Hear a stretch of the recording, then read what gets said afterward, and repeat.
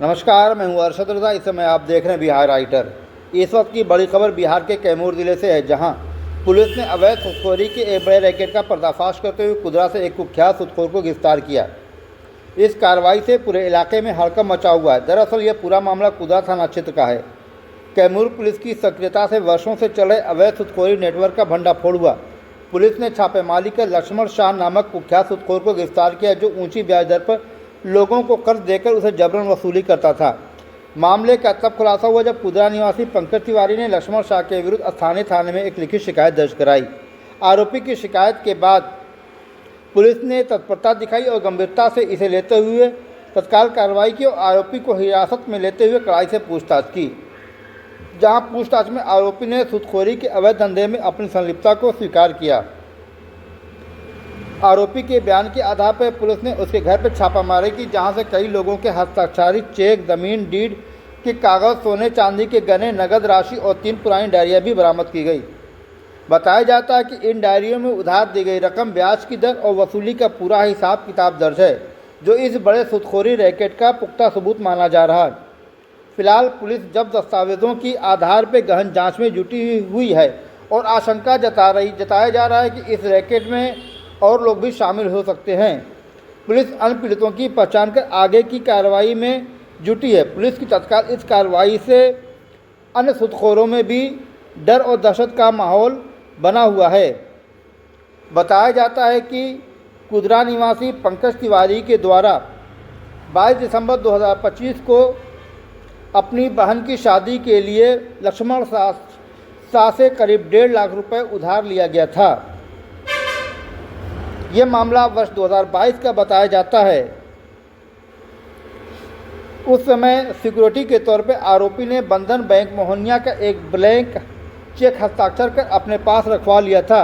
इसके बाद आवेदक ने अलग अलग किस्तों में कुल 56,000 रुपये वापस कर दिए। पुनः दिनांक 27 सितंबर 2025 को शेष बचे 94,000 रुपये लौटाकर ब्लैंक चेक वापस मांगने पर आरोपी लक्ष्मण शाह ने कथित तौर पर सूद जोड़ते हुए 5,27,240 रुपये की और मांग की और चेक लौटाने से इनकार कर दिया। आरोप है कि इसी दौरान आरोपी ने आवेदन के साथ गाली गलौज की, मारपीट की तथा जबरन सादे कागज पर 5,27,240 रुपये का बकाया लिखवाकर हस्ताक्षर भी करवा लिया और लगातार पैसे देने का दबाव बनाने लगा। थाने पर लिखित शिकायत के बाद कुदरा पुलिस द्वारा आरोपी के घर छापेमारी कर आरोपी को गिरफ्तार किया गया। इस संबंध में कैमूर एसपी हरिमोहन शुक्ला ने प्रेस को जानकारी देते हुए बताया कि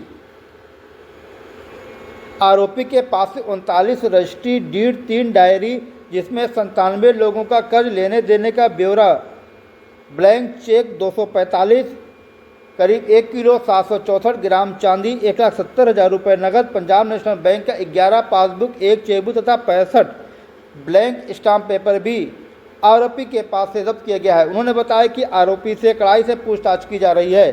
साथ ही कैमूर एसपी ने आम लोगों से अपील की है कि इस तरह के अगर सुतखोर या सुतखोरी के मामले सामने आते हैं तो बेझिझक होकर शिकायत करें, ताकि ऐसे लोगों पर कड़ाई से और सख्ती से कार्रवाई की जा सके। कैमूर से इस वक्त की बड़ी खबर बस इतनी ही। ऐसे ही खबरों के लिए हमारे चैनल को लाइक, शेयर और सब्सक्राइब ज़रूर करें। नमस्कार। व्यक्ति हैं, उन्होंने शिकायत की थी कि कुदरा के ही एक लक्ष्मण शाह जी हैं, उन्होंने अपनी बहन की शादी के लिए कुछ समय के लिए उधार में 1,50,000 रुपये लिए थे।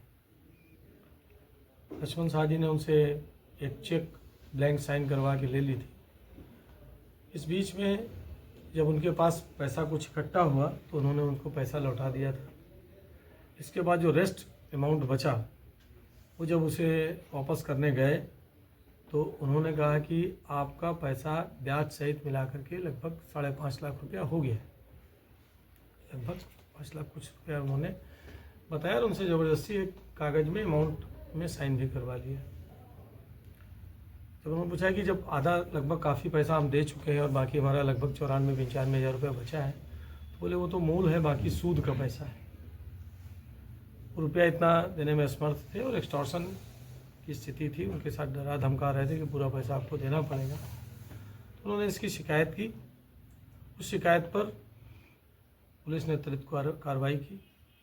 उनको उनके घर में चीज़ें सर्च की गई तो आश्चर्यजनक रूप से लगभग 245 ब्लैंक चेक जिसमें लोगों के हस्ताक्षर थे वो उनके पास मिले। अलग अलग लोगों के थे। हाँ, कुछ लोगों के ना की चेकें कुछ रिपीटिशन भी थी, एक ही व्यक्ति की 2 से 3 लोग चेक थी, लेकिन अलग अलग वो बैंकों की अलग अलग लोगों के की चेकें थी।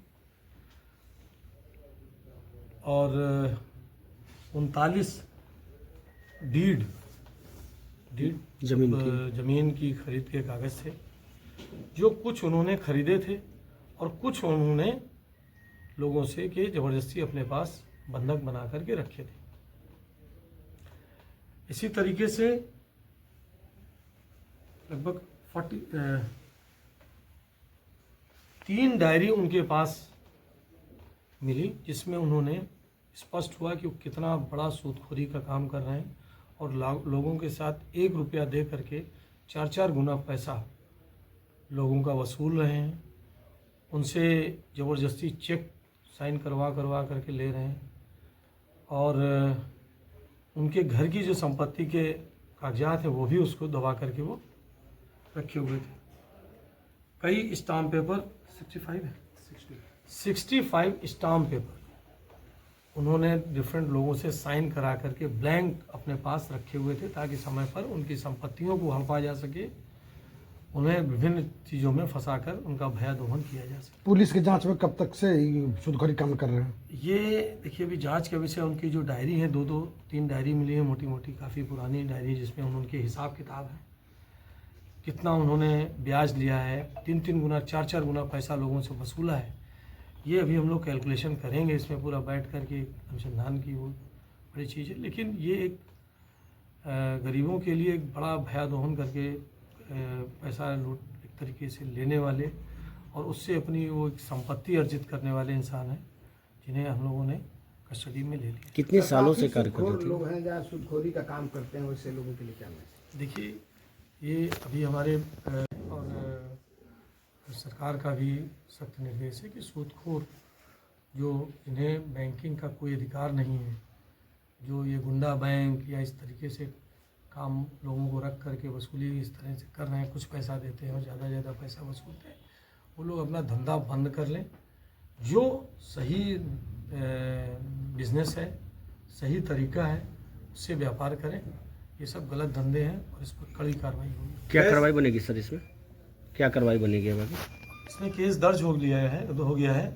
इसमें हम लोग देखेंगे कि उन्होंने इस अवैध तरीके से कितनी संपत्ति अर्जित की है।